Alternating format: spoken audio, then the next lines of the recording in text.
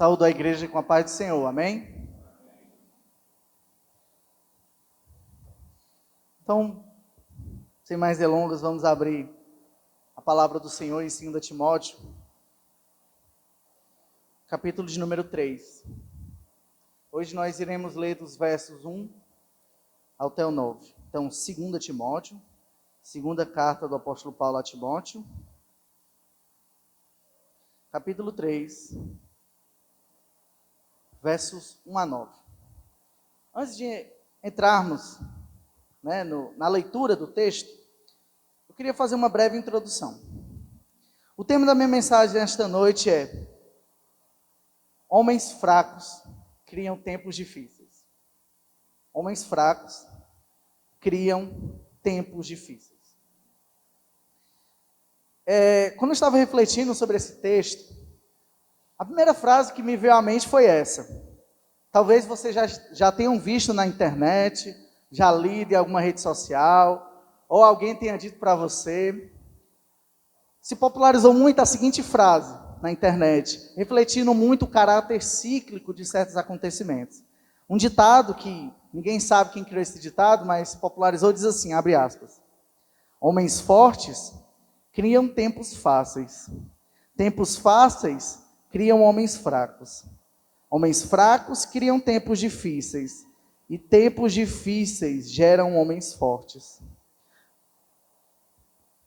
Então, nesse caráter você percebe o quê? Que os homens fortes criam tempos fáceis porque ou eles são virtuosos, ou eles são habilidosos, ou eles são períodos onde houveram grandes líderes. Nós vemos isso na história de Israel. E depois do período de bonança, há um tipo de relaxamento, em que as pessoas se acostumam à vida fácil, se acostumam ao pecado, e aí os tempos fáceis produzem homens fracos. Esses homens fracos, mais uma vez, se comportam de maneira perversa, de maneira impiedosa, de maneira corrupta, e assim geram tempos difíceis, tempos amargos, tempos em que o povo sofre, em tempos em que toda a sociedade sofre, as famílias, as instituições, a economia, seja o que vier a sociedade. Mas também nós sabemos que tempos difíceis são capazes também de formar pessoas fortes, pessoas que se sobressaem, pessoas que demonstram valores, que transcendem o seu tempo, que podem superar as dificuldades, que podem demonstrar altruísmo. Em tempos difíceis, é demonstrado o melhor das pessoas e o pior das pessoas. Mas eu peguei um pequeno trecho para voltarmos aqui ao nosso texto e entendermos o que o apóstolo Paulo fala. E por isso o meu tema é: homens fracos criam tempos difíceis. No texto que nós estamos estudando, só para situar, primeiro, do capítulo 2, versos 22 ao 26, o apóstolo Paulo fala de um exemplo bom, um exemplo positivo. Ele fala das virtudes do servo do Senhor. No texto de hoje, capítulo 3, versos 1 a 9, ele fala de um caráter negativo. A gente vai ver uma lista aqui de vícios, de coisas ruins, de aspectos negativos que o ser humano pode produzir. E, na próxima semana, no capítulo 3, versos 10 a 17, ele volta a falar de caráter positivo, virtudes, fala do discípulo fiel, como Timóteo deve ser. E nesse meio, no dia de hoje, ele vai falar sobre pessoas perversas. Homens fracos que serão responsáveis, em parte, pelos tempos difíceis do final dos tempos. E ele compara o caráter desses falsos mestres que ele está enfrentando com o caráter desses pecadores do final dos tempos. Esse caráter cíclico, como eu comecei meu sermão hoje, ela é descrita em vários textos. Essa frase resume bem o ciclo das civilizações. A frase que eu comecei, em que homens fortes criam tempos fáceis criam homens fracos criam tempos difíceis, e tempos difíceis geram homens fortes. Nós vemos isso na queda dos grandes impérios. Civilizações começam e terminam. Assim como a nossa vida, as civilizações elas começam, se desenvolvem, podem se tornar fortes, mas elas acabam, elas se corrompem, elas se destroem. E aí, todos os historiadores concordam que, quando as sociedades se corrompem, isso ocorreu devido ao quê? Uma frouxidão da moralidade. Ou seja, a devassidão, o egoísmo, a corrupção levou ao fim daquela civilização. Não foi diferente no Império Romano, nos impérios gregos, não é diferente no Brasil. A gente não consegue ter uma constituição que dure nem 100 anos, nem 50, né? A gente vive de crises e crises e crises e mais crises. E até historiadores do presente e do passado reconhecem isso. Quando o Império Romano caiu, o Império Romano acabou, boa parte dos valores que alguns imperadores tiveram no passado, certos comportamentos, atitudes, foram se perdendo. E nós sabemos que isso vai acontecer, a Escritura também diz isso. O sonho de Daniel, em que a estátua, como de Nabucodonosor, feita de vários materiais, de ferro, ouro, representa cada império. E o único reinado que durará eternamente é o reino de Deus.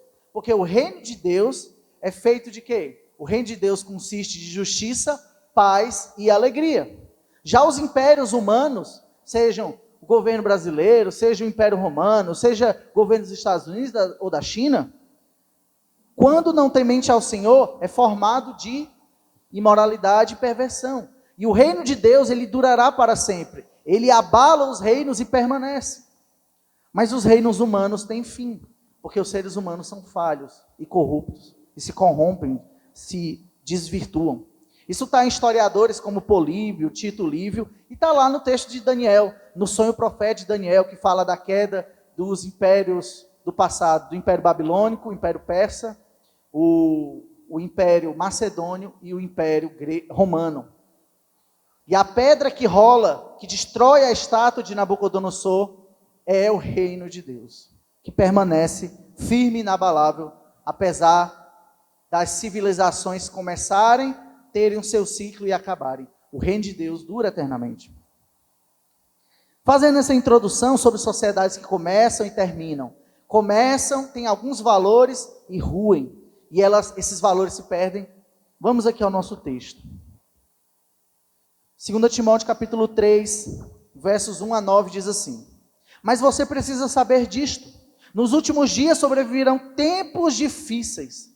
Pois os seres humanos serão egoístas, avarentos, orgulhosos, arrogantes, blasfemadores, desobedientes aos pais, ingratos, ímpios, sem afeição natural, implacáveis, caluniadores, sem domínio de si, cruéis, inimigos do bem, traidores, atrevidos, convencidos, mais amigos dos prazeres do que amigos de Deus, tendo forma de piedade, mas negando o poder dela. Fique longe também destes. Pois entre estes se encontram os que se infiltram nas casas e conseguem cativar mulheres tolas, sobrecarregadas de pecados, que são levadas por todo tipo de desejos, que estão sempre aprendendo e nunca conseguem chegar ao conhecimento da verdade. E do mesmo modo que Janes e Jambres resistiram a Moisés, também estes resistem à verdade. São homens que têm a mente totalmente corrompida, reprovados quanto à fé, mas esses não irão longe, porque a insensatez deles ficará evidente a todos, como também aconteceu com a insensatez de Janes e Jambres. Então, nesse texto, nós temos essas três partes. Nós temos os versos 1 a 4, os homens dos tempos difíceis. Os versos 1 a 4, nós temos os homens dos tempos difíceis. Versos 6 e 7, 1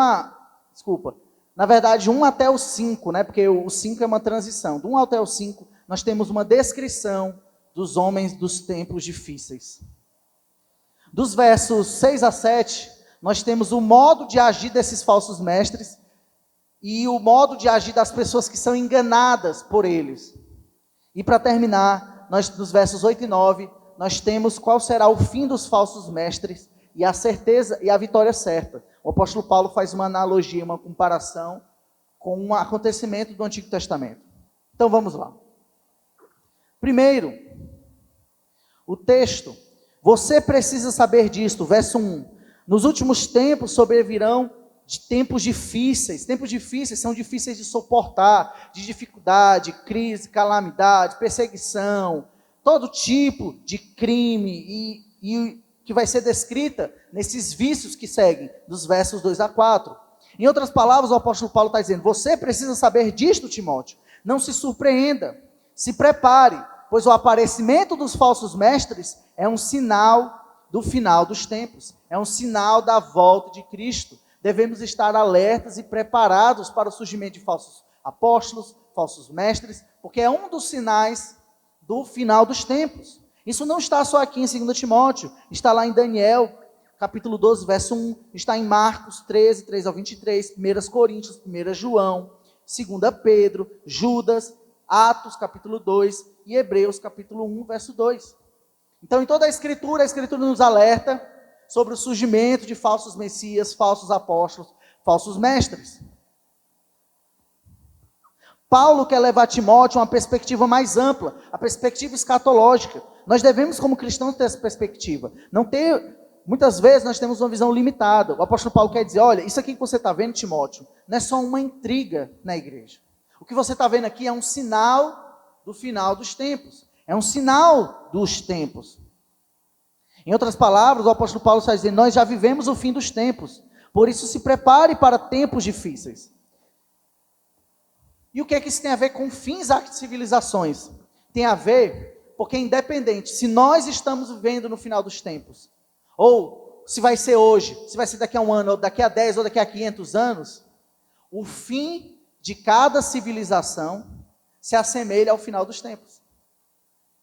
Quando você vai lá para o Apocalipse, todos os acontecimentos, a corrupção, a devassidão, o alto índice de criminalidade, o abandono da família, o abandono da fé, tudo isso são sinais não só do final dos tempos, mas do fim de uma civilização. É um fim de um povo e o começo de outro.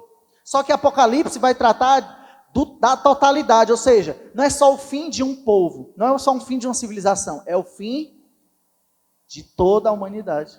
De toda a humanidade como conhecemos, dominada pelo pecado. Não é o fim só do Império Romano, é o fim de todos os impérios humanos. Não é o fim só de uma civilização corrupta e dominada pelo pecado, é o fim de todas elas.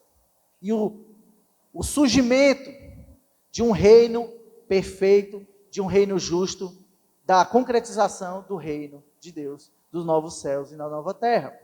Então, as características descritas aqui do apóstolo Paulo servem tanto para julgarmos o final dos tempos, quanto para julgarmos se a nossa sociedade está no fim, ou está no auge, ou está na queda. E ele faz esse alerta para que Timóteo se prepare para o final dos tempos, se prepare para o fim. Ou como diz um ditado, a noite fica cada vez mais escura antes do nascer do sol.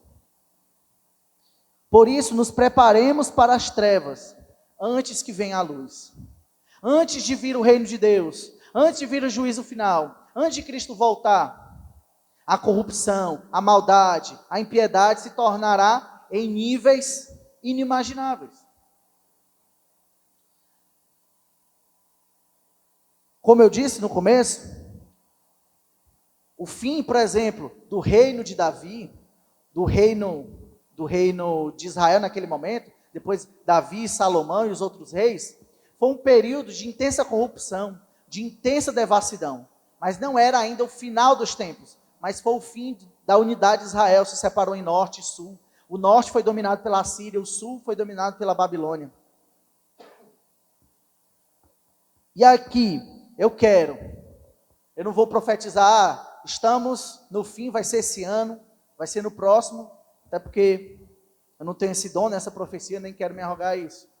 Mas, independente disso, nós devemos estar preparados. Esse é o alerta que o apóstolo Paulo deve dar. Porque este é o sinal do final dos tempos. O aumento desse tipo, do aumento da intensidade do pecado. Ou como eu disse, antes do sol nascer, é quando a noite fica mais escura. Né? Por isso nos preparemos. Esse alerta. Você precisa saber disso, Timóteo. Nos últimos dias sobrevirão tempos difíceis, difíceis de suportar, difíceis de aguentar, difíceis de perseverar. A Escritura nos diz que no final dos tempos, devido à maldade, né, o amor de muitos esfriará. É porque haverá tanta maldade, tanta devassidão, há tanta corrupção, que as pessoas vão olhar e vão desanimar de amar a Deus e amar ao próximo. As pessoas vão dizer, ninguém ama mesmo, porque eu devo amar. Ninguém mais se lembra. Eu vou ser só mais um sozinho aqui. E aí, nos versos 2 ao 4, ele vai descrever estes homens que caracterizam, que vão produzir, que vão ser os responsáveis pelos tempos difíceis. Versos 2 a 4, nós vemos o quê? Pois os seres humanos, né, os homens, serão, ou seja, o que causou os tempos difíceis? O fato dos seres humanos serem assim, como descritos a seguir. E a seguir nós temos uma lista, um catálogo de vícios. Esse catálogo de vícios, o apóstolo Paulo usa isso em outros textos, ele usou em 1 Timóteo, usou isso em 1 Coríntios. Ele, quando fala do fruto do Espírito, ele fala também das obras da carne. Então ele faz uma lista de vícios, de coisas degradantes, de pecados que Deus condena. Então, aqui a acusação desses vícios é contra os falsos mestres e uma acusação contra a sociedade do seu tempo e a do final dos tempos ao mesmo tempo. Se nós pudéssemos... Pode voltar. Se nós pudéssemos resumir a lista, nós podemos resumir em alguns princípios para ficar mais fácil de memorizar aqui. Existem pelo menos aí 19 vícios, 19 falhas morais, 19 pecados nessa lista. O primeiro e o segundo dizem respeito sobre não amar a Deus. Os egoístas ao pé da letra, a palavra lá no grego é amantes de si mesmos. E a segunda palavra, avarentos, é amantes do dinheiro ou amantes da prata. Ou seja, a lista começa com aqueles que não amam a Deus, aqueles que amam mais o dinheiro e a si mesmos do que a Deus. Então, os dois primeiros, egoístas e avarentos, eles pecam porque não amam a Deus. Depois, nós vamos para os 3, 4 e 5, orgulhosos, arrogantes e blasfemadores. Essas são as principais características também dos falsos mestres. E assim eles pecam porque eles amam a si mesmos. Quais são os erros daquelas pessoas que amam a si mesmos? Elas se tornam orgulhosas, arrogantes e blasfemadores. Orgulhosos é aquele que se gaba de algo que não é. Ele fala de coisas que ele não é. Em tempos de rede social, isso é o que acontece, né? Pessoas se gabam, né? Todo mundo é especialista hoje em dia, né? As pessoas se gabam de coisas que elas não são. Elas criam imagens de si mesmas que não são. Isso é o orgulhoso.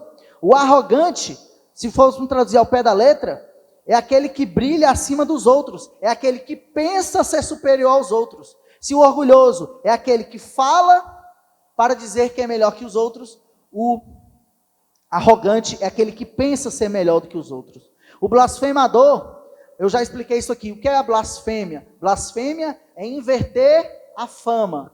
Então, se alguém faz algo justo e eu digo que aquela pessoa é uma pessoa corrupta e desonesta, eu estou blasfemando. Se alguém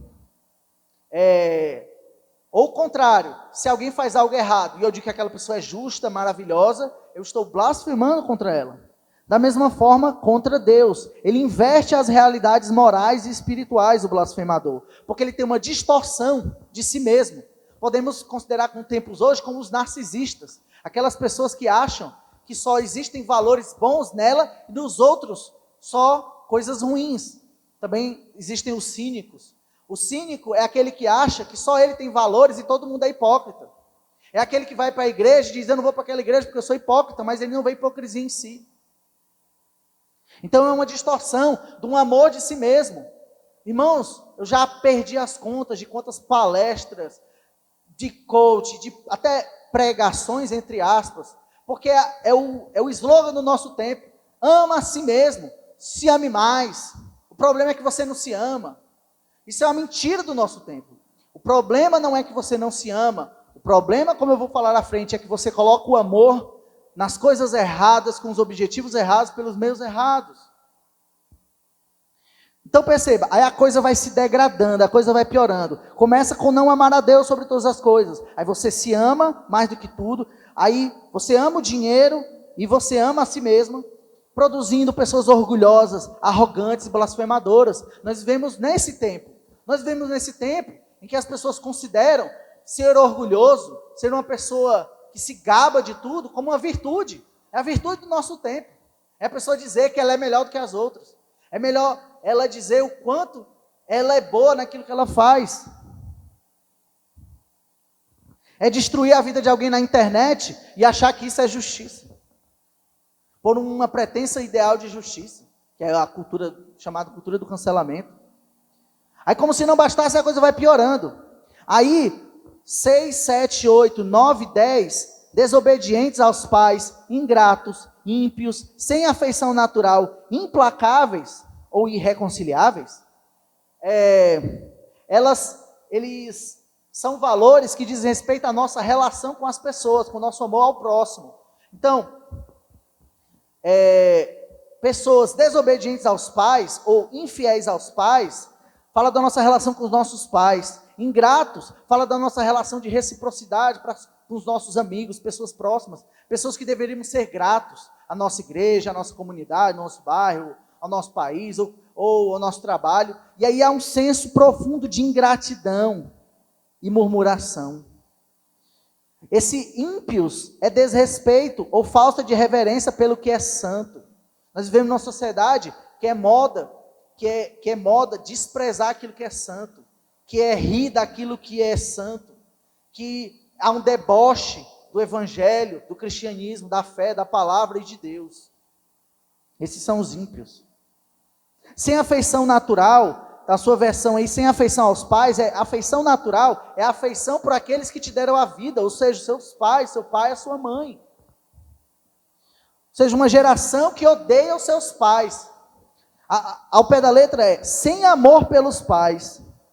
E o 10 dessa lista de 19 vícios é implacáveis, ou seja, irreconciliáveis. Pessoas incapazes de pedir perdão e de perdoar. É muito mais fácil, irmão, excluir das redes sociais. É muito mais fácil bloquear. É muito mais fácil sumir da igreja do que pedir perdão. É muito mais fácil nunca mais ir para a reunião familiar do que tentar se reconciliar por causa de um político que nem se importa com você. Nós vivemos essa geração, irmãos. Todas essas palavras lá no grego, elas têm um prefixo a, que é o prefixo de negação, ou seja, há alguma coisa, ou seja, o desobedientes é a ausência de fidelidade aos pais, ingratos é uma falta de reciprocidade, os ímpios é uma ausência da piedade, da devoção a Deus, do respeito ao que é santo. Aí o A virou no português sem afeição natural, ou seja, sem amor pelos pais. E implacáveis é aqueles que não param, não se detêm, não se reconciliam, são irreconciliáveis. Ou seja, o que o apóstolo Paulo quer dizer, chegou um momento de extrema pobreza, de extrema déficit. Nós falamos, por exemplo, de desnutrição, falta de nutrientes, aqui falta valores morais. Aqui você começou com não amar a Deus, eles não amam a Deus, amam a si mesmos, e agora eles são pobres e carentes de valores necessários a qualquer relação humana. Irmãos, se nós somos pobres de valores morais, ou como o pessoal diz na academia, de capital moral, não existe sociedade. E aí o que acontece? A sociedade acaba. For assim com os impérios do passado, é assim com os nossos governos, com as crises políticas, com as crises nas igrejas, com as crises nas nossas famílias. Há aqui uma decadência gradativa. Tudo começou porque nós substituímos Deus do centro da nossa adoração, do nosso amor. Percebam aqui que o problema não é a falta de amor. Ame mais, né? Toda forma de amor é válida. Aquela pessoa ali, ela não ama a Deus, mas ela se ama. E tudo isso decorre do amor de si mesmo. E não de um amor que se abre, que se expande para o próximo, para Deus e para o próximo. E aí no meio, a palavra aí, né, esse 11, caluniadores, é acusadores. Ou seja, falsos, né, aqueles que subvertem a verdade. Ou seja, no centro está a verdade. E a palavra aí de acusadores é diabolos. Porque o diabo é o acusador. Mas ele não é acusador do tipo, você foi condenado por isso, por isso, por isso. Ele levanta falsas acusações. É por isso que ele é o diabo. Ele é o diabo porque ele é o pai da mentira. E aí o nível último de degradação da sociedade é quando ninguém mais acredita em ninguém. Existe um livro, eu vou citar ele no final, de um escritor cristão protestante, Roy Kuiper. Ele escreveu o livro Capital Moral. Eu li ele, é excelente esse livro. Então, para quem gosta de sociologia, estuda essa área de ciências humanas, é excelente. E ele fala que uma sociedade só subsiste se é possível confiarmos uns nos outros. Então, se nós perdemos a confiança uns nos outros, perdemos a confiança nas autoridades, perdemos a confiança em nossos vizinhos, essa sociedade é impossível de subsistir. É impossível. Como é que você vai sair de casa se você não confia nem no motorista do ônibus, que ele vai fazer um corro contra você? A gente vive isso, não vive? A gente sai de casa assim. A gente tem desconfiança, a gente desconfia das instituições, desconfia de todos. Aí surge, nós vemos numa época em que as teorias da conspiração todas voltaram, com força de gás. Por que elas voltaram? Por que essas coisas de terraplanismo? Por que certos movimentos que antigamente as pessoas, nossa, isso é absurdo, por que hoje cresceram tanto? Porque as pessoas perderam a confiança. As instituições não são mais confiáveis como eram antigamente. As pessoas não são mais confiáveis. Para a pessoa fazer algo, mesmo ela assinando um contrato, o que quer que seja, mesmo assim a pessoa não é capaz de cumprir, de dizer a verdade. Então a confiança tem essa característica de eu confiar no outro e basear que ela vai me dizer a verdade, que ela não vai me caluniar, que eu não vou sair daqui, ela vai me acusar e me destruir por trás.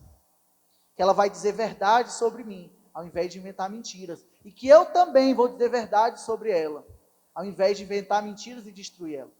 E nós temos aí o nível mais baixo da destruição, seja de uma sociedade local ou no final dos tempos. No final dos tempos, se você ler Apocalipse, vai ter uma verdadeira guerra de todos contra todos. Como é que é possível uma guerra de todos contra todos, todos se matando, a violência? Porque ninguém confia em ninguém. Todo mundo pensa assim, esse cara vai me matar, eu vou matar ele antes. Esse cara aí já me enganou, vou me vingar. E aí continua. Aí do 12 ao 14, né? O que é o 12 ao 14? É porque eu numerei os vícios. O 12 é sem domínio de si, cruéis, inimigos do bem. E aí volta, porque essas são características mínimas de uma sociedade. Um grupo de pessoas que não tem domínio próprio, não tem domínio de si, é incapaz de viver com outra pessoa, porque ela é inclinada aos excessos. E aos excessos redunda uma diversidade de problemas que temos uns com os outros. Então, também tem um prefixo, não, é só no 15, 16, 17. Aí 12 ao 14, eles também são pobres e carentes de valores. Vamos lá. Sem domínio de si, ou seja, sem domínio próprio. O domínio próprio é um aspecto do fruto do Espírito. É uma capacidade de não viver em excessos, e sim de viver com moderação. E a última coisa, a última coisa que está em moda, quer dizer, que está totalmente fora de moda, é a moderação. Você tem que ser o quê? Uma pessoa exagerada, espalhafatosa, que gasta bastante, que exibe bastante. Nós vemos nesse tempo. Sem domínio de si. Cruéis, aqui cruéis é sem mansidão. Aqui fala sobre a pessoa ser bruto, feroz, selvagem. A ideia é que é uma pessoa não domesticada. Ela vive como um animal. Como dizia um sociólogo, nem é cristão ele, viu gente? O Zygmunt Bauman, ele vai dizer que quando as sociedades não têm mais as regras, as pessoas não sabem, não confiam mais nas outras, não têm mais capacidade de cooperar, de atuar, eles dizem que elas ainda continuam vivendo juntas, mas não é mais uma sociedade, é um bando. Não somos mais uma civilização. Civilização envolve cooperação, envolve autoridades, envolve instituições, envolve uma certa capacidade de dizer assim, poxa vida, eu sou cearense, o irmão Júnior é cearense, o pastor é cearense, então eu tenho uma certa consideração com o meu próximo, de ajudar, de fazer o bem, de cumprir com as minhas obrigações, seja no casamento, na igreja, no trabalho. Agora, quando cada um vive por si, é como viver como animais. Viver como animais tem uma comida ali, cada um se morde, se briga, e é meu, e destrói o outro. Então, essa é a ideia de cruéis.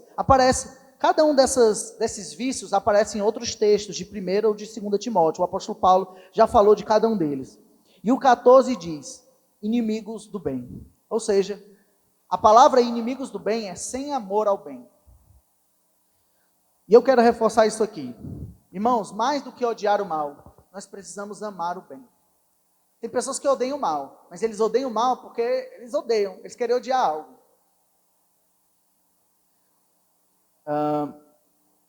E o 15, traidores. Traidores. Tem uma frase nesse livro, Capital Moral, que ele diz assim: quando cada pessoa na sociedade está buscando apenas seus próprios interesses, a primeira virtude a morrer é a fidelidade. Ou seja, nós temos um grupo de traidores. Foi feita uma pesquisa recente com jovens, essa última geração, entre seus 20 e 15 anos, e foi perguntado a eles se em determinadas situações eles seriam capazes de trair ou de enganar para assim conseguirem mais dinheiro, para assim, por exemplo, conseguirem sucesso. E sabe o que eles responderam? A maioria respondeu que não via problema. Não via problema em trair, mentir, enganar, ser minimamente desonesto para assim conseguir seus objetivos. Na era do marketing digital hoje é triste. Promessas e mais promessas, promessas de riqueza, promessas de beleza, de mentiras, de traições, de enganos. Porque quando nós estamos buscando nossos próprios interesses, parece que a fidelidade não faz mais sentido. A fidelidade perde a razão de ser. Porque a fidelidade envolve mais de um. Envolve trazer benefícios para 2 ou 3 ou mais. Mas quando eu digo que a regra última é só o meu benefício, se de repente a fidelidade eu começo a ver a fidelidade como um tipo de atraso à minha vida. Fidelidade aos meus irmãos, fidelidade à palavra do Senhor, fidelidade ao meu casamento.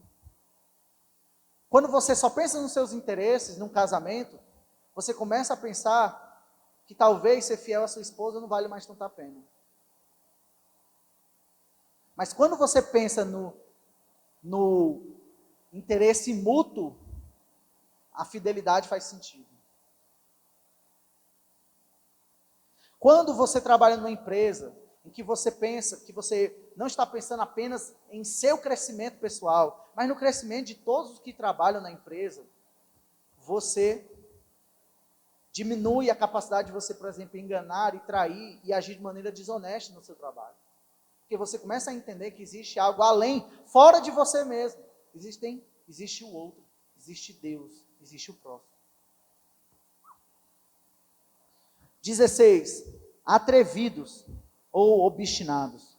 E 17, convencidos. Propriamente, aqui a ideia é como se fosse figurativamente de um sopro, uma fumaça. É uma mentalidade nebulosa, confusa, é como se fosse uma cegueira moral. É a pessoa que não só faz o errado, mas ela é incapaz de ver o que ela faz errado. Ela, não, mano, isso não faz nada não, besteira. Ela é incapaz de ver. Ela é incapaz de ver as suas falhas morais. Chegou num nível tão baixo que ela nem mesmo percebe o mal que ela está fazendo. E ela justifica o seu mal de toda forma. 18, mais amigos dos prazeres do que amigos de Deus. Então, lá no final, 18 e 19, voltam. Não amam a Deus. Quando eles dizem, mais amigos dos prazeres do que amigos de Deus. E 19, tendo forma de piedade, ou seja, de reverência ao divino, ao sagrado, mas negando o poder dela. Mas amigos dos prazeres do que amigos de Deus diz respeito a, como diz o apóstolo Paulo em outra carta, o seu umbigo é o seu próprio Deus. Aquilo que te dá prazer é o que você faz. Só que nós sabemos que é possível ter prazer no pecado. Gente, se o pecado não trouxesse prazer, nós não pecávamos. Por isso que devemos amar a Deus sobre todas as coisas. E buscar o prazer e a satisfação que há nele, nas coisas que ele nos dá, da forma que ele nos dá. Se eu disser que o o sexo fora do casamento não dá prazer, eu estaria mentindo. Mas é um prazer enganoso. Um prazer que leva à destruição da sua vida, da sua família e da sociedade. É um prazer que mente para você, como uma aparência de amor verdadeiro que não é. Por isso devemos amar a Deus, para orientar aquilo que nós temos prazer. Nós falamos hoje de manhã na EBD, que as nossas emoções também precisam ser orientadas. E o prazer também não é diferente. E como resultado, essa pessoa, percebam, ela tem muito amor a si mesma. E resulta em todos esses pecados. Mas ela ainda quer ter uma aparência de piedade. Ela ainda quer dizer que ela é uma pessoa fiel a Deus, é uma pessoa que vai para a igreja. E não há nada pior do que a falsa piedade. Era melhor a iniquidade. Se eu perguntasse para vocês, o que é pior? Um descrente pecando de maneira grave ou um crente pecando de maneira grave? Eu acho que a maioria de vocês vai concordar que é um crente. É triste quando vemos um líder, um pastor, um irmão, usar a fé para causar o mal ao próximo, para destruir a vida do próximo. Num ambiente que deveria ser de confiança, de amor ao próximo, aquela pessoa é traumatizada e destruída. E aí, tendo a forma, a aparência, a casca de piedade, mas negando o poder dela.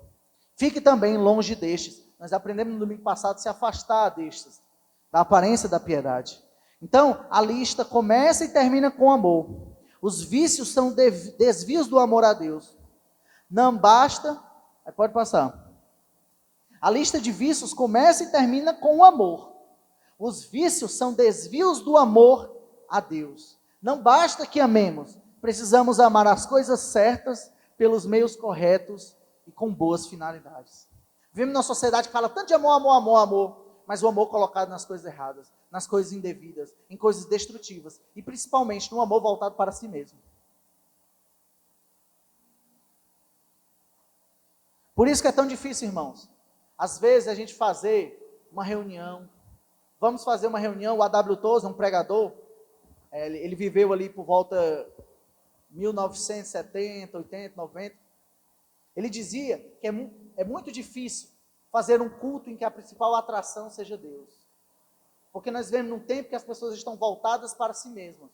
As pessoas elas não estão voltadas para o próximo, para Deus, elas estão fechadas em si mesmas. Como nós falamos aqui numa conferência um tempo atrás, é a mente na caixa. O mente fechada, irmãos, não é você que é crente, que é fiel ao Senhor. Você tem uma mente aberta, porque você está aberto a Deus e ao próximo. O mente fechada é aquele que diz que o centro de todas as coisas é Ele mesmo. Que você pode tudo que você quiser, que você é demais, que você é o melhor. Essa é a mentira do nosso tempo, que resulta em tantos pecados.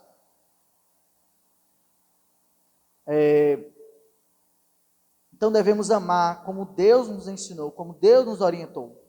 Versos 6 e 7, vamos prosseguindo.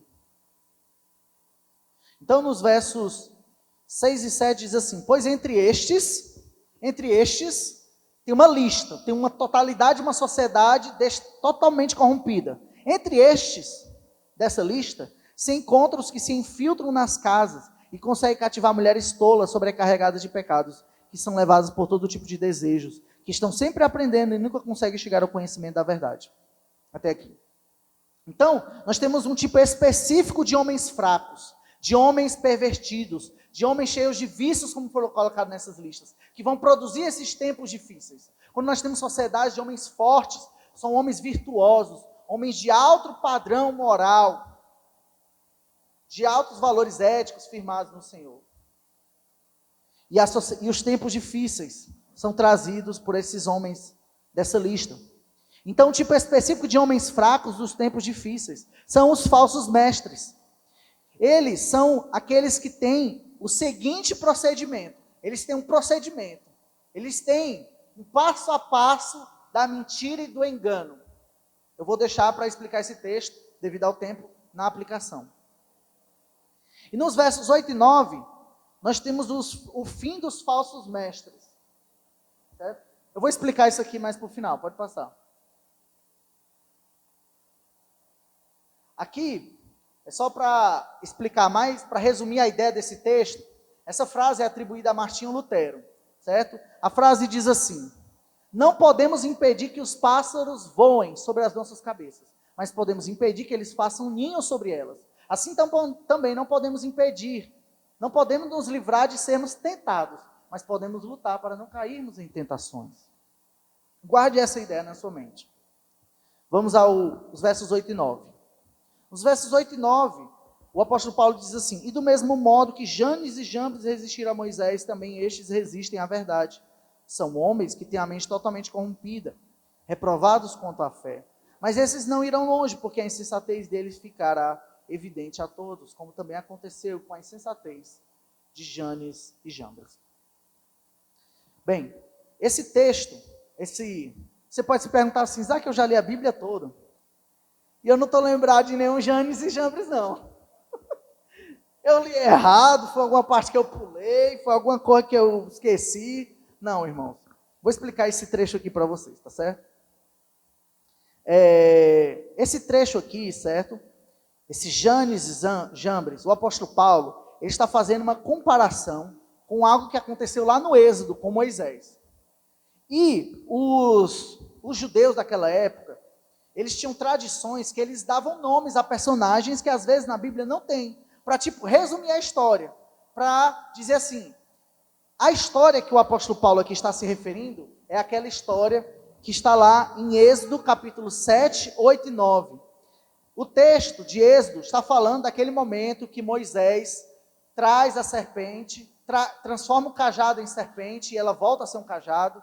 E aí os magos do Egito tentam reproduzir. Agora vocês estão lembrando, essa parte eu li, essa parte da Bíblia eu li. Eles tentam imitar as coisas que Moisés fazia. Então eles pegavam o cajado, Moisés jogava e virava uma serpente. Aí ele jogava os cajados dele e virava serpente também. Aí tem uma hora que Moisés, com o poder de Deus, transforma as águas do Egito em sangue. Aí eles pegam a água também e transformam em sangue. Aí tem um determinado momento que eles não conseguem mais copiar, eles não conseguem mais reproduzir os efeitos sobrenaturais de Moisés. Você lembra? Todo mundo lembra dessa história? Quem não leu, pelo menos lembra do filme, né? Lembra? Moisés vai lá uma vez, vai duas, vai três. Aí tem uma hora que os magos, isso aí não dá mais não. Na tradição judaica, os magos egípcios que tentaram Moisés e tentaram enganar o povo de Deus e combateram contra Moisés, contra a verdade da palavra de Deus, foram apelidados de Janes e Jambres. Pronto. Já ficou mais claro. Eu não vou entrar em detalhes aqui de explicação, mas quando Paulo está citando Janes e Jambres, ele está se referindo ao acontecimento lá de Moisés, dos magos, que tentaram, de alguma forma, levar os judeus a não acreditarem em Moisés e acreditarem no poder dos deuses do Egito. Então, a ideia é, então é uma comparação, assim como Janes e Jambres resistiram, eles se opuseram a Moisés, eles agora resistem e se opõem à verdade. Eles se opõem ao Evangelho de Jesus Cristo. São homens que têm a mente totalmente corrompida, ou seja, destruída, e reprovados, ou seja, desqualificados quanto à fé. Nós tratamos aqui de 1 Timóteo, dos testes, né? Para os diáconos e presbíteros. Tinha o teste da moral pública, moral privada e o teste da fé. Eles são reprovados quanto à fé. Mas esses não irão longe, porque a insensatez deles ficará evidente a todos. Naquele momento, os magos do Egito foram humilhados. Naquele momento, foi mostrado a fraqueza do seu poder. Foi mostrado que o poder de Deus é muito maior. Foi mostrado que, na verdade, o que eles faziam eram meros truques, e não verdadeiras obras milagrosas. Então, é uma referência a Moisés e os magos do Egito. Então, é uma comparação entre Moisés e os que agora, os falsos mestres da época, resistem ao apóstolo e ao evangelho. Então, o apóstolo liga o presente ao passado. Ou seja, os falsos mestres estão ligados ao espírito de engano e oposição. Eles são charlatães. O que aconteceu está para acontecer agora, nos últimos dias. Mas uma coisa é certa, ao triunfo final destes últimos, ou seja, no final dos tempos, nós iremos triunfar. Apesar da oposição, apesar dos falsos mestres, apesar da corrupção da nossa sociedade, nós iremos vencer. Apesar dos tempos difíceis, apesar de convivermos com homens fracos, corrompidos, que são levados por todo tipo de falsos ensinos do nosso tempo, nós venceremos, porque estamos com o Senhor. E aqueles que se opõem ao Senhor, a insensatez deles ficará evidente a todos, como aconteceu com Janes e Jambres.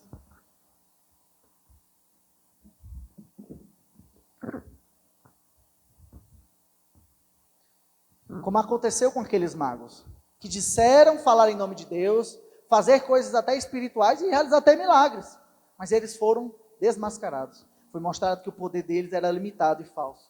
Mas a verdade vai prevalecer. A verdade do Evangelho há de prevalecer. Vamos aqui a algumas aplicações. Dos versos 1 a 4, 1 a 5, nós falamos dos homens dos tempos difíceis. Que os homens fracos produzem tempos difíceis. Então, nós vivemos em que as pessoas não só pecam, mas se cercam de mestres, de falsos ensinos. É a teologia do coach, é a teologia da prosperidade, é as propagandas, é o novo artista do momento, gospel, que engana em mentiras e fala em nome até de Deus, mas que leva as pessoas, ao invés de amarem a Deus e ao próximo, a amarem ainda mais a si mesmas. Então, as características, existe um psicólogo experimental, um pesquisador chamado Jonathan Haidt. Ele vai falar que as características de uma sociedade fortes, ele resume em 6 características. Existem padrões morais universais que não são independentes da cultura. Ele fala sobre o princípio da pureza ou da santidade, o princípio da autoridade, o princípio da lealdade ou em grupo, estar em um grupo, pertencimento, a justiça e reciprocidade, a ideia de evitar causar dano ao próximo, ou seja, o cuidado de proteger, e a questão da liberdade, principalmente liberdade individual. E aí ele fez um estudo de várias culturas e sociedades, certo? Os alunos do Calel, eu enviei até um vídeo para eles na disciplina de ética, e ele estuda uma disciplina chamada psicologia moral, é uma relação entre a moral, a ética, os valores e a forma como as pessoas pensam. E uma coisa que ele descobriu, e é muito engraçado porque ele não é cristão, ele descobriu que as sociedades tradicionais estão mais certas do que as sociedades modernas. E ele percebeu que as características das sociedades modernas, na verdade, são as mesmas características de uma sociedade que está para acabar. Dessas 6 características que eu falei, por exemplo, as sociedades modernas perderam o senso de santidade e pureza. Todo o senso de santidade e pureza é desprezado. O que dizer de páginas de extremo sucesso como Quebrando o Tabu, né? Ou de valores morais do tipo que as pessoas acham que coisas relacionadas à santidade e pureza são coisas a serem desprezadas, são coisas arcaicas, a forma de serem desprezadas. Isso é uma característica de uma sociedade decadente. As sociedades, por exemplo, do Império Romano, do passado, as sociedades do passado que acabaram, elas perderam esse ponto. Elas começaram, aí começou. Depois elas perderam o senso de autoridade. Nós vivemos uma época de crise de autoridade. Nós achamos que a autoridade, toda autoridade é ditatorial. Não pode existir autoridade. O pai não pode dar uma ordem que o filho, vou me revoltar. O pastor não pode nem chegar, irmão, não faça mais isso. Aí eu vou sair da igreja, o pastor fica querendo mandar na minha vida. O chefe pode dizer, rapaz, tu fez isso aqui, deu errado. Não pode dizer nada, a pessoa se revolta, porque ela tem uma rebeldia contra toda e qualquer autoridade. Eu não estou falando aqui de abuso de autoridade. Existe sim abuso de autoridade, não estou negando isso. Estou querendo dizer que uma característica de uma sociedade decadente é o abandono do respeito ao registro, ao que existe a autoridade. Seja um pai de família, seja um líder, em qualquer contexto. Existe a ideia de uma lealdade ao grupo. Eu participo de um grupo, então há um senso de lealdade, um senso de pertencimento. Nós vivemos numa época em que as pessoas parecem que não pertencem a nada e nem a ninguém, e chamam isso de liberdade.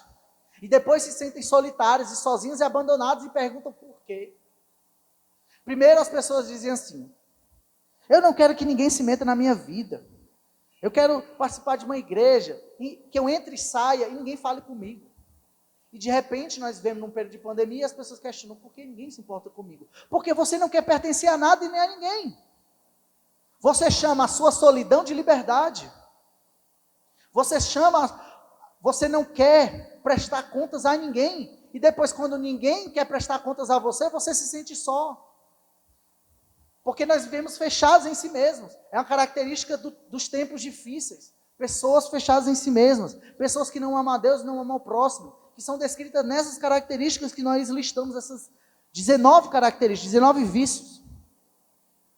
E aí, como perdeu esses 3, o jovem hoje, a sociedade contemporânea, ocidental, ele usa até uma palavra engraçada no inglês, ele usa weird. Weird é estranho, que é a sociedade o industrializado, rico, democrático, educado, rico, democrático, ocidental e educado. A pessoa acha que só existe um critério, que é a liberdade individual. Tudo para ele não, é minha liberdade individual, tudo. Tudo não pode, irmãos. Se é liberdade individual, você vive em sociedade. Você vive em comunidade. E aí o que nós vivemos? Nós vivemos uma crise em que as pessoas, ao mesmo tempo, elas querem pertencer a uma comunidade, as pessoas procuram grupos, as pessoas procuram pertencer, as pessoas estão procurando isso, mas elas não querem arcar com os custos de pertencer a alguém, a um grupo, ou a ter uma lealdade. Então elas sempre se afastam, se isolam. Então as pessoas, elas criam a falsa ilusão de que comunidades virtuais são comunidades reais, quando não são. Porque não diz respeito ao me relacionar com alguém, não sabe nem se a outra pessoa na outra tela é real. Então as pessoas começam e terminam relacionamentos como quem troca de roupa. Eu não falo só de casamento, eu falo de amizades, eu falo de responsabilidades, onde você está, de contexto. E os valores do nosso tempo nos influenciam. Nós devemos ser luz que brilha e se distingue dessas características do nosso tempo. Então, e aí o Jonathan Haidt vai falar, e é bem engraçado, porque ele é de origem judaica, mas ele não é judeu mesmo. E aí ele tinha um pensamento bem progressista, vamos dizer assim, uma moralidade bem liberal. E aí, ao fazer esses estudos, ele foi se dobrando ao conservadorismo. Hoje ele não é conservador, ele diz assim, eu sou centro. Aí ele vai dizer que o conservador consegue lidar melhor com esses valores. Eu não estou querendo, gente, apoiar candidato ao B, eu estou falando de uma pessoa que tem respeito à autoridade, tem um senso de pureza, tem um senso de lealdade a um grupo, porque tem muitos ditos conservadores que têm lealdade a nada nem ninguém. Ou tem uma visão idolátrica a algum líder. Eu estou falando desse senso que as comunidades tradicionais têm. Nós conversamos, por exemplo, com pessoas até mais velhas, nós conseguimos perceber que, por exemplo, as pessoas que moravam no mesmo bairro tinham um certo senso de responsabilidade para com o bairro. O que hoje você não vê, é cada um por si, cada um resolve seus problemas. Essas são as características dos tempos difíceis. Gera todo esse tipo de egoísmo, pessoas voltadas para si mesmas, e não para Deus e para o próximo. Que remédio, que solução podemos propor? Só para citar aqui mais um exemplo, eu já citei esse aqui do Ron Kuiper, né? Em uma sociedade em que as pessoas colocam seus próprios interesses em primeiro lugar, a fidelidade é uma das primeiras virtudes que desaparece. Então nós vivemos numa época que nós não temos, nós temos contratos. O que é um contrato? Contrato é partes iguais, eu digo assim, você me oferece tal coisa e eu ganho tal coisa. Um pacto é mais do que isso. Um pacto não diz respeito a dois iguais que se relacionam. Eu não só dou a quem me dá. Eu me coloco numa obrigação porque eu reconheço uma autoridade na minha vida. Essa autoridade é a Deus. Por isso que eu amo a Deus e amo ao próximo. É por isso que colocamos o casamento na bênção de Deus. Porque ali você não está firmando um contrato. Você está firmando um pacto. Uma aliança.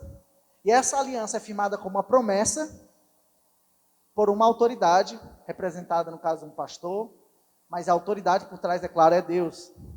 E no pacto, mesmo que a outra pessoa não cumpra o seu lado, você é fiel, porque você submeteu àquela promessa. Então, que remédio nós podemos propor a isso? O Evangelho de Cristo Jesus. O Evangelho de Deus coloca no nosso coração um amor a Deus, um amor pelas coisas santas, um amor pelo nosso próximo. Um amor a Deus que nos faz sair de nós mesmos, a ficar olhando para nós, para os nossos problemas, para a nossa situação e ver que existe algo além de nós mesmos, existe Deus, existe o próximo. O amor é que nos liberta. De quê? De nós mesmos e do nosso pecado. E se esse amor não vai ser cumprido apenas eu dizendo assim, ei, ame a Deus, ame ao próximo. Tem que ser anunciado o Evangelho de Cristo Jesus, que transforma o coração. E aí transforma esses homens fracos em homens fortes, em homens capazes de resistir aos tempos difíceis. E não se submetem aos tempos difíceis.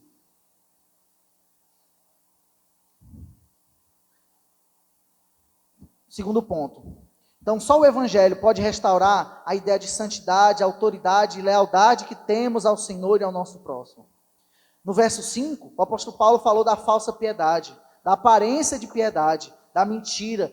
O que nós vemos hoje? Um verdadeiro sincretismo, pessoas que se dizem crentes, cheios de valores mundanos, ou pessoas que não conseguem fazer atos de altruísmo sem mostrar para o próximo. As redes sociais incentivaram muito isso. Então nós sentimos prazer mais, ao invés de ajudar o próximo, nós sentimos mais prazer em sermos elogiados, porque somos boas pessoas, porque não conseguimos fazer boas ações sem postarmos uma foto no Instagram, no Face, e ganharmos uma curtida, um elogio. Não estou dizendo que não deve elogiar, eu estou criticando essa sua necessidade no seu coração, de que você precisa da aprovação das pessoas para fazer o que é justo, e não principalmente da aprovação de Deus. É por isso que pessoas não conseguem fazer o que é justo quando ninguém está vendo. Porque ela já se habituou a sempre receber a aprovação. Peraí, eu vou fazer quando eu receber a aprovação. E no dia que não tiver ninguém vendo, aí tu faz o errado? Não. Você faz porque é seu dever para com Deus. Do amor para com Deus.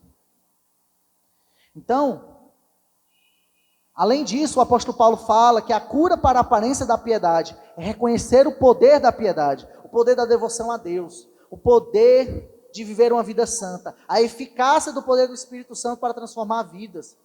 Então, crer no poder de Deus e desejar uma vida que agrada a Deus, desejar o poder de Deus, do Espírito Santo, para curar, para transformar, para redimir, para nos dar esperança, para nos transformarmos em pessoas mais semelhantes a Cristo. Não basta sermos, irmãos, contrários à impiedade. Nós vemos o crime, nós condenamos, nós vemos uma coisa errada, que é absurdo. Mas nós não promovemos a piedade, a santidade. Nós achamos isso coisa de hipócrita, coisa de gente falsa, coisa de gente que não tem o que fazer, coisa de gente que se acha melhor do que os outros. Quando na verdade deveria ser o padrão que nós deveríamos buscar. Nós olhamos um casal que se ama e demonstra o seu amor, nós achamos isso piegas. Nós achamos uma pessoa que coopera na igreja como perda de tempo. Nós achamos que atitudes de pessoas que se dedicam ao próximo como coisas ruins. E depois, quando pessoas se dedicam apenas a si mesmas, nós achamos ruim. Não basta condenarmos a impiedade. Devemos aprovar, elogiar, incentivar a piedade, a santidade. Isso não quer dizer que você deve buscar aprovação. Isso quer dizer que você deve, quando aparecer, não ficar mostrando para os outros, mas buscar incentivar isso no outro, como algo louvável, como algo bom, como algo honesto. E não como às vezes a gente diz no Ceará, coisa de gente besta. A pessoa faz uma coisa honesta e a gente diz assim, deixa de ser besta.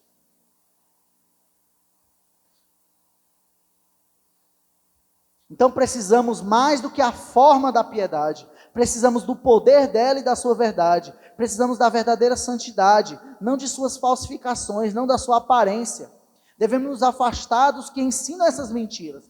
A falsa piedade faz que toda aquela lista de pecados que nós mostramos seja escondida e receba ainda o aplauso dos homens.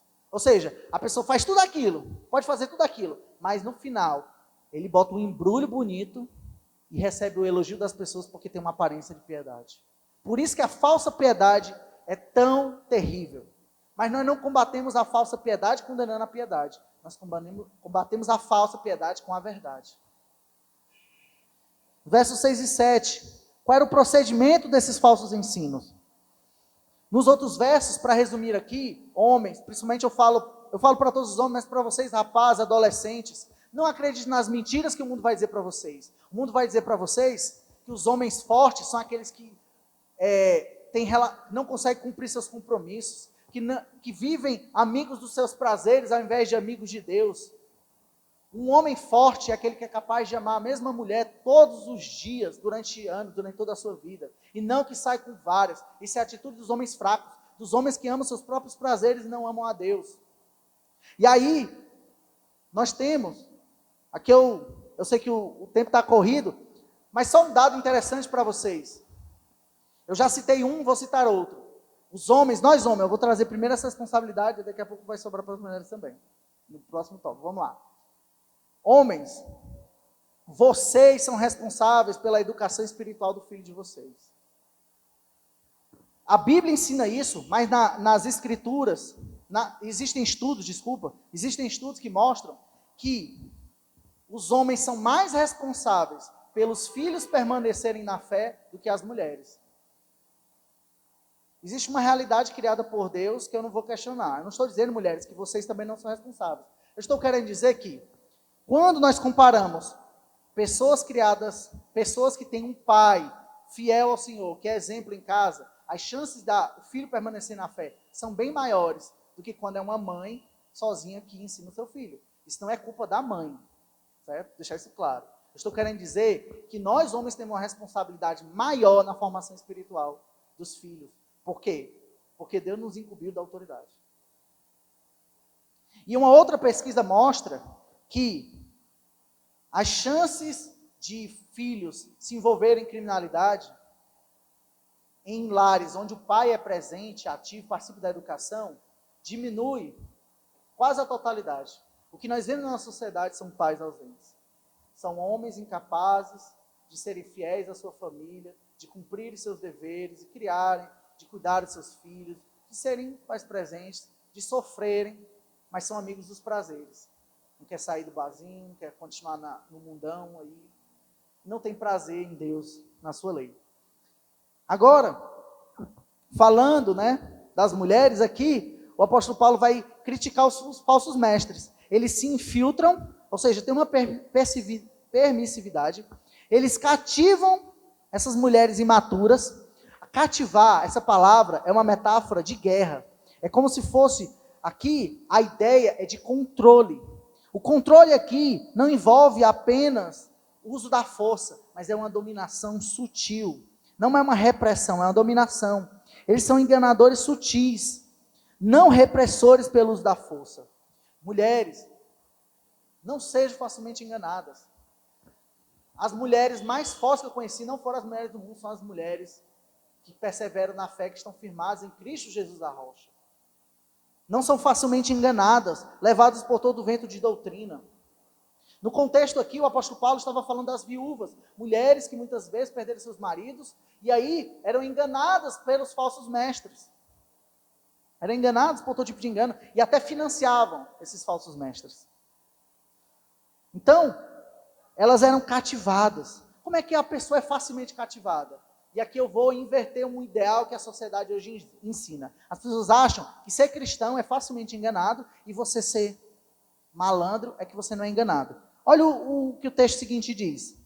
Ele diz que elas são cativadas. Olha as características delas. Sobrecarregadas, ou seja, a ideia de oprimidas, ideia de sobrecarga, de peso. Elas são sobrecarregadas de pecados.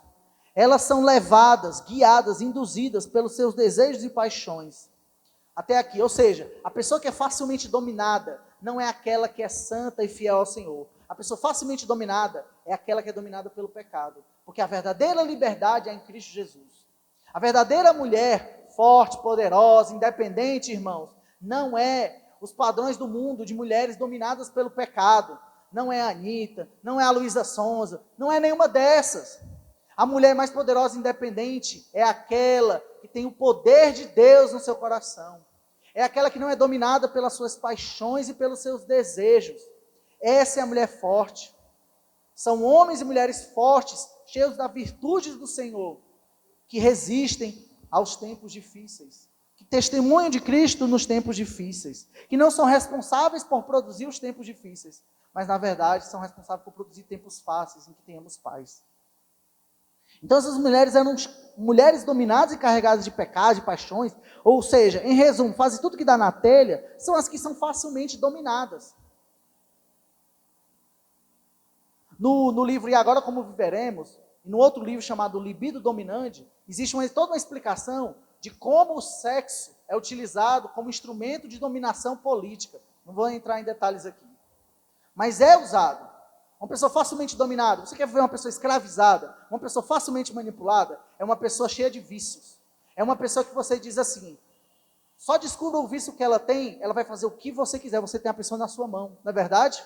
Você chegar para uma pessoa viciada em álcool e você diz assim, cara, eu te pago 1 litro. Ele faz o que você quiser.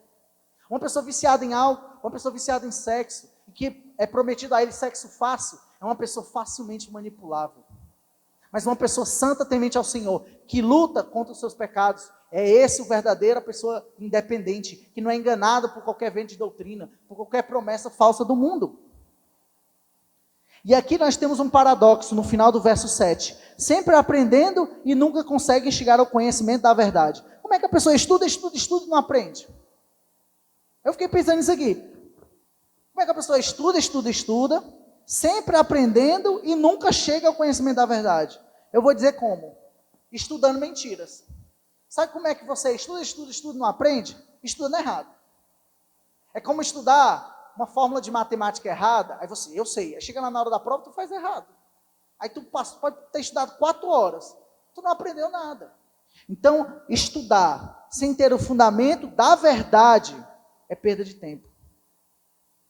Então, não se deixe dominar pelo pecado. Busque a santidade, um desejo pelo que é bom, que é aprovado por Deus. E estudando em boas fontes.